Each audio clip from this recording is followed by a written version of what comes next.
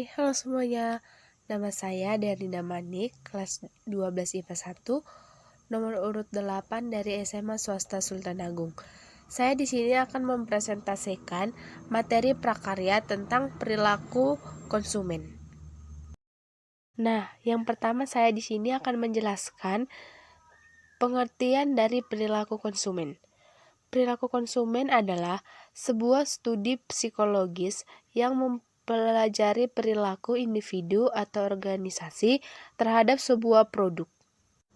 Nah, sekarang saya akan menjelaskan lagi perilaku konsumen menurut para ahli yang saya ambil, yaitu menurut Cehriman dan Kanuk, yaitu dengan mengatakan bahwa teori ini adalah studi tentang bagaimana seseorang membuat sebuah keputusan untuk membelanjakan sumber daya yang mereka punya. Nah, saya juga di sini mendapatkan materi tentang faktor yang memengaruhi perilaku konsumen. Yang pertama yaitu ada sosial. Peran dan status seseorang sosial yaitu faktor yang juga meliputi pengaruh yang dibawa oleh kelompok-kelompok di sekitar konsumen. Yang kedua yaitu budaya. Latar belakang dari budaya seseorang juga bisa mempengaruhi perilaku kita terhadap suatu produk yang ditawarkan. Tidak jarang loh seseorang konsumen menjadikan aspek ini sebagai prioritas mereka dalam sebuah produk yang akan mereka produksi. Yang ketiga yaitu ada pribadi atau personal.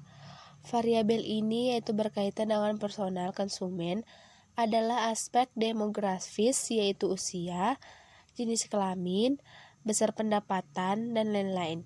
Di samping itu juga ada minat dan impresi individu sebagai konsumen juga masuk dalam faktor yang satu ini. Nah, saya juga mengambil contoh dari perubahan perilaku konsumen di masa pandemi ini. Yang pertama yaitu konsumsi akan lebih berfokus pada nilai. Maksud dari ini yaitu konsumen ini akan lebih berfokus pada produk-produk yang memiliki nilai bagi kehidupannya. Yang konsumen ini juga cenderung menyampingkan ego atau hedonisme mereka demi memenuhi kebutuhan mereka. Nah, yang kedua yaitu ada konsumen akan membangun kembali awareness. Artinya ini yaitu seperti loyalty konsumen adalah metode pembelanjaan di mana konsumen akan mendapatkan keuntungan tertentu ketika telah membeli jumlah item yang ditentukan dalam periode tertentu. Loyalty konsumen perlahan dapat membangkitkan brand awareness Anda ketika menjadi konsumen. Nah, selanjutnya yaitu ada konsumen online. Kini bukan hanya untuk generasi milenial. Konsumen online dinominasikan oleh generasi-generasi milenial.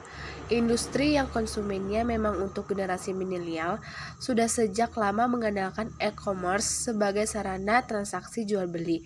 Mengapa? Karena anak remaja zaman sekarang atau generasi milenial untuk sekarang lebih sering atau lebih ingin mencari yang lebih simpel, cepat, dan tepat, sehingga anak zaman sekarang ingin membeli suatu barang atau produk atau menjualnya kembali itu hanya melalui handphone saja dan melalui aplikasi saja, sehingga melalui handphone kita dapat memudahkan untuk kemana saja. Nah, selanjutnya yaitu ada bangkitnya tren group buying. Grup buying adalah pembelian kolektif dari beberapa pembeli untuk mengaktifkan diskon yang menjadi contoh perubahan perilaku konsumen di masa pandemi. Grup buying sempat populer di seluruh negara, tidak terlepas di Indonesia. Namun, pada pertengahan tahun 2010, tren ini seakan seperti kertas yang terhempas angin. Tiba-tiba hilang di Indonesia, namun di negara-negara Eropa dan Amerika Serikat, tren grup buying atau pembelian elektrik masih bertahan hingga saat ini. Mengapa grup buying sudah hilang begitu saja dari Indonesia?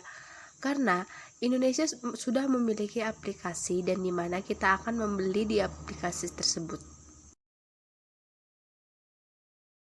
Saya di sini mengucapkan terima kasih apabila ada tutur kata saya yang salah atau kata-kata saya yang salah untuk menyampaikan presentasi saya mohon maaf.